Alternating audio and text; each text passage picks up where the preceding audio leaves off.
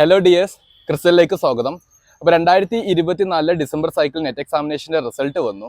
ഒരുപാട് aspirants clear ചെയ്യാൻ സാധിച്ചിട്ടുണ്ടെങ്കിൽ അതിൻ്റെ എത്രയോ മടങ്ങ് ആസ്പിറൻസിന് സാധിച്ചിട്ടില്ല.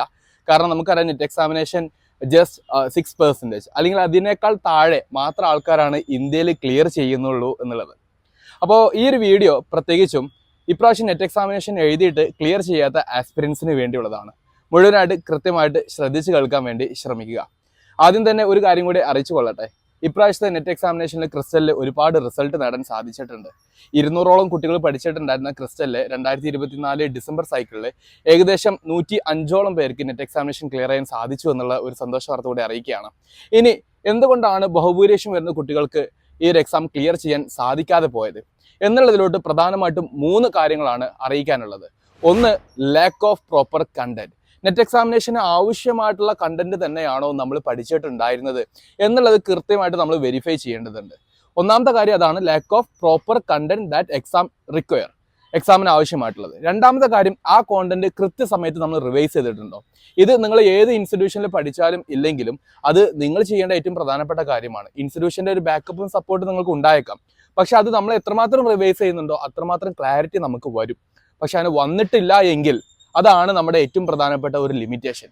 മൂന്നാമത്തത്, അങ്ങനെ ഒരു കോണ്ടന്റ് ഇല്ല, റിവിഷൻ കൃത്യമായിട്ട് ചെയ്തിട്ടില്ല, പിന്നെ എങ്ങനെയാണ് നമുക്കൊരു lakh of proper MCQs practice ചെയ്യാൻ പറ്റുക, അതും എക്സാമിനേഷൻ ഡിമാൻഡ് ചെയ്തിരിക്കുന്ന. അപ്പോൾ എക്സാം ഓറിയന്റഡ് ആയിട്ടുള്ള MCQs നമ്മൾ കൃത്യസമയത്ത് വൃത്തിക്ക് പ്രാക്ടീസ് ചെയ്തിട്ടില്ല എങ്കിലും പരീക്ഷാ ഹാളിൽ എത്തുന്ന സമയത്ത് നമ്മൾ ക്വസ്റ്റ്യൻസ് കാണുന്ന സമയത്ത് ടെൻഷൻ അടിക്കും. നമുക്ക് ആ ക്വസ്റ്റ്യൻസുമായിട്ടൊരു ഫെമിലിയാരിറ്റി ഉണ്ടാവില്ല. ആ ഫെമിലിയാരിറ്റി ഇല്ല എങ്കിൽ എന്ത് സംഭവിക്കും? നമുക്ക് വേണ്ടതുപോലെ അറ്റംപ്റ്റ് കൊടുക്കാനോ അറ്റംപ്റ്റുകൾ ശരിയാകാനുള്ള ടെൻഡൻസിയും കുറഞ്ഞു പോകും. ഇപ്രാവശ്യം തന്നെ എക്സാമിനേഷൻ കഴിഞ്ഞ് വന്നതിന് ശേഷം കുട്ടികൾ കുറേ കാര്യങ്ങൾ പറഞ്ഞിട്ടുണ്ടായിരുന്നതിൽ അതിലൊന്ന്, അവർക്ക് ഒരുപാട് അറ്റംപ്റ്റ് ചെയ്യാൻ സാധിച്ചു എങ്കിൽ പോലും ചില ക്വസ്റ്റ്യൻസ് കാണുന്ന സമയത്ത് അവർ വറീഡായി പോയി എന്നുള്ളതാണ്. അപ്പോൾ വറീഡ് ആകുന്ന ഒരു സിറ്റുവേഷൻ നിങ്ങൾക്ക് വരാൻ പാടില്ല.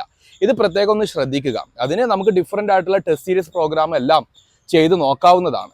അപ്പോൾ ഈ 3 കാര്യങ്ങളാണ് പ്രധാനമായിട്ടും ഒരു ആസ്പിറന്റിനെ സംബന്ധിച്ചിടത്തോളം അവരെ പിന്നോട്ട് നയിക്കുന്ന അല്ലെങ്കിൽ അവരുടെ റിസൾട്ടിൽ നിന്ന് അവരെ അകലെ നിർത്തുന്ന കാര്യങ്ങൾ.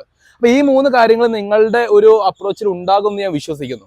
ഇത് ഓക്കെ ആണെങ്കിൽ ഇനി എന്ത് ചെയ്യണം എന്നുള്ളത് വളരെ ഇമ്പോർട്ടൻ്റ് ആണല്ലോ. എന്ത് ചെയ്യണം? ഒന്നാമത്തത്, എക്സാമിനേഷന് ആവശ്യമായിട്ടുള്ള ഒരു സ്ട്രക്ചേർഡ് കോണ്ടന്റ് നമ്മുടെ കയ്യിലുണ്ടായിരിക്കണം. എന്ന് പറഞ്ഞു കഴിഞ്ഞാൽ എക്സാമിനേഷന് നമ്മൾ സാധാരണ NCERT പോലുള്ള പുസ്തകങ്ങൾ നമ്മുടെ പേപ്പർ 2ന് വേണ്ടി മാത്രം വായിച്ചിട്ട് ലിമിറ്റ് ചെയ്യാൻ പറ്റില്ല. കാരണം അതിനേക്കാൾ ഇൻഡെപ്തിലായിരിക്കും ഓരോ സബ്ജക്റ്റുകളും ചോദിക്കുന്നത്. അപ്പോൾ എക്സാമിനേഷന് ആവശ്യമായിട്ടുള്ള രീതിയിൽ തന്നെ കോണ്ടന്റ് നമ്മൾ പഠിച്ചിരിക്കണം.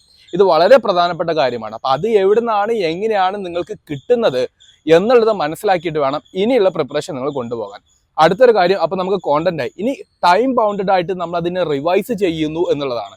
അവിടെ നമുക്കൊരു മെൻറ്ററിന്റെ പ്രാധാന്യം വളരെ ഇമ്പോർട്ടൻ്റ് ആണ്.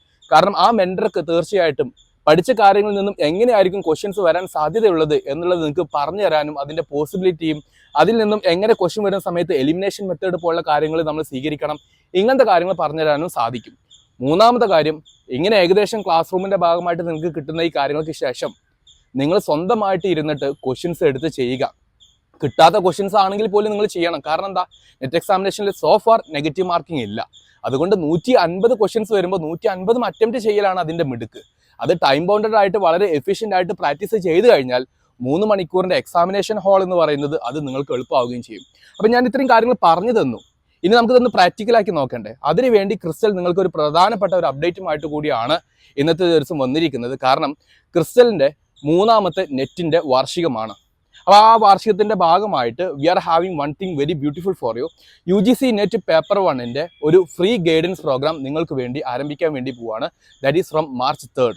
March 3 മുതൽക്ക് നിങ്ങൾക്ക് ആരംഭിക്കാൻ വേണ്ടി പോവാണ്. അപ്പോൾ നിങ്ങൾ അതിന് വേണ്ടി ചെയ്യേണ്ടത്, താഴെ ഈ വീഡിയോക്ക് താഴെ കാണുന്ന ടെലിഗ്രാം ഗ്രൂപ്പിൽ ജോയിൻ ചെയ്യുകയോ അല്ലെങ്കിൽ അവിടെ കൊടുത്തിരിക്കുന്ന ഗൂഗിൾ ഫോം ഫിൽ ചെയ്യുകയോ ആണ് വേണ്ടത്. അപ്പോൾ അതിലൂടെ March 3 മുതൽക്ക് നിങ്ങൾക്ക് തികച്ചും ഫ്രീ ആയിട്ടുള്ള ഗൈഡൻസും കാര്യങ്ങളും കിട്ടും.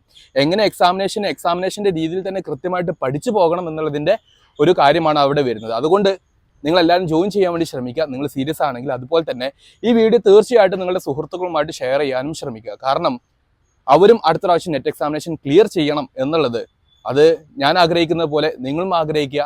അങ്ങനെ എല്ലാവർക്കും സാധ്യമാകട്ടെ എന്ന് ആശംസിക്കുന്നു. മറ്റൊരു വീഡിയോയിൽ കാണാം. Thank you.